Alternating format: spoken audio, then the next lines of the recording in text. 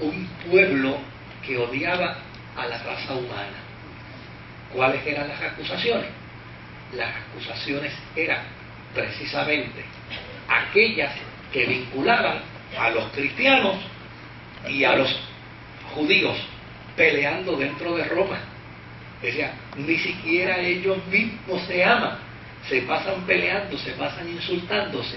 Y como había que buscar un chivo expiatorio para el incendio de Roma, finalmente Nerón se salió con la suya.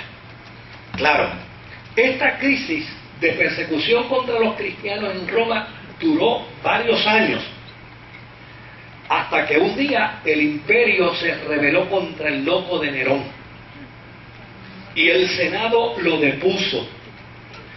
Y una vez el Senado lo depuso, dio órdenes para arrestarlo, pero él se desapareció y finalmente se suicidó. Ahora, una vez la ley fue establecida, por muchos años, esa ley de persecución contra los cristianos por ser enemigos de la humanidad se mantuvo firme. Y note bien que Tácito dice que a los cristianos se les acusaba por cosas abominables. ¿Y sabe cuáles eran las cosas abominables por las que se les acusaba, verdad? Que celebraban la Santa Cena. Y en la Santa Cena ellos daban la liturgia diciendo, comed, esto es mi cuerpo que por vosotros es partido. Entonces ellos decían que los cristianos, cada vez que celebraban la Santa Cena, mataban a alguien y se lo comían. Y decían que mataban a alguien y se bebían la sangre, porque decían, esta es mi sangre del pacto, la cual fue derramada, tomarla en memoria de mí. Entonces decían, matan a la persona, se lo comen y se beben la sangre. Entonces decían, eran cosas atroces. Otra de las cosas que se les acusaba era que los cristianos terminaban sus reuniones ofreciendo el ósculo santo, el beso fraternal, y los acusaban, ¿sabe de qué? De tener orgías sexuales. Eso es lo que Tácito dice aquí, que eran personas que hacían cosas inmorales, pero aun cuando dentro de su contexto histórico Tácito excusa a Nerón, dice claramente que ese crimen no lo cometieron los cristianos. Lo dice con perfecta claridad. Ahora, una vez el edicto de persecución contra los cristianos está escrito, a Nerón lo sacaron del poder, pero ¿sabe algo? El edicto se quedó, y cada rato que a alguien se le ocurría ir contra los cristianos, iba contra ellos y los mataba. Así que la experiencia que vivió la cristiandad en el primer siglo con la persecución de los judíos ortodoxos no es comparable con la experiencia dolorosa que vivieron los cristianos de finales del primer siglo con Nerón, con Vespasiano, con Tito, con Calígula, con Domiciano y con todos esos emperadores perversos y malos que cada vez que se les antojaba desviar la atención de algún issue político, invocaban el edicto de Nerón y iban detrás de los cristianos y los mataban. Inclusive, obviamente no podemos tocar toda la historia, pero hay datos históricos que revelan que hubo momentos donde en reuniones, por ejemplo en Juegos Olímpicos, un individuo gritaba, matemos a los cristianos, y eso era suficiente para que la gente saliera como turbas a meterse a la casa de un cristiano y matarlos y asesinarlos.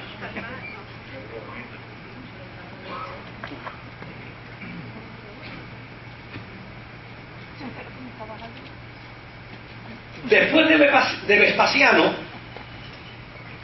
que vino a sustituir a Nerón, entonces vino Tito, el hijo de Vespasiano. Más o menos los cristianos se mantenían tranquilos, salvo algunas de esas escaramuzas que se hacían contra ellos. Ahora, en el año 81 de la era cristiana, vino Domiciano. Y con Domiciano volvió la persecución contra los judíos. En esta ocasión, mire lo que sucedió. Ya para el año 81, hacía 11 años, el templo de Jerusalén había sido destruido. Domiciano entiende que los judíos pagaban tributos al templo de Jerusalén. Entonces, ¿qué dice Domiciano? Dice, oye, ven acá, y ahora, ¿dónde están pagando los tributos que pagaban al templo de Jerusalén los judíos? El IBU. Dice, pues mira, no hay templo, no lo están pagando. Dice, pues vamos a enviar un edicto para que todos los judíos envíen los donativos que daban al templo, lo envíen ahora a Roma. Y con ello vamos a elegir los templos a nuestros dioses. Y decirle eso a un judío es matarlo. Desde luego, los judíos dijeron no, pero los cristianos nunca se habían podido zapatear hasta entonces del vínculo de ¿qué? Del cristianismo con el judaísmo, porque el judaísmo es la base del cristianismo. Por lo tanto, los cristianos volvieron a sufrir persecución. Ahora contra los cristianos se creó una nueva acusación, y ustedes tal vez no se imaginarán de qué se les acusaba, pero a los cristianos se les acusó de ateos.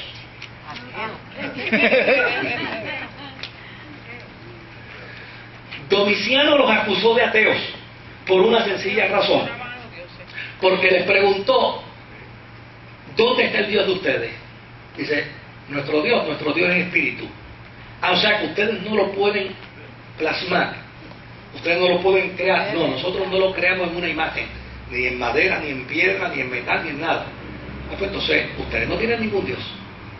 El que no puede producir a su Dios, no tiene Dios. Por lo tanto, si ustedes no tienen Dios, son ateos. Y en medio de un imperio que era sumamente pagano, que tenía dioses de todos los niveles y de todos los colores, un ateo era un reo de muerte. Y eso se convirtió entonces en la acusación. Claro, Domiciano afirma el castigo contra los cristianos, porque comenzó con su propia casa. La historia dice que Flavio Clemente y Fabia Domitila, un matrimonio, parientes cercanos de Domiciano, eran cristianos.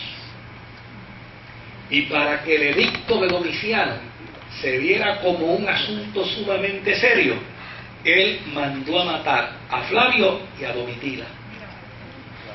Y con ello impuso con perfecta autoridad la muerte de los cristianos. De hecho, ya no había casi cristianos en Jerusalén, pero sí había muchos cristianos en el Asia Menor.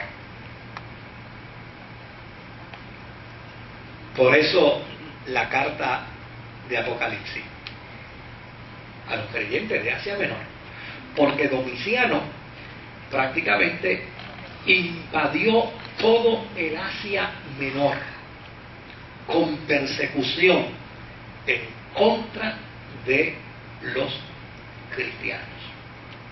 Y desde luego,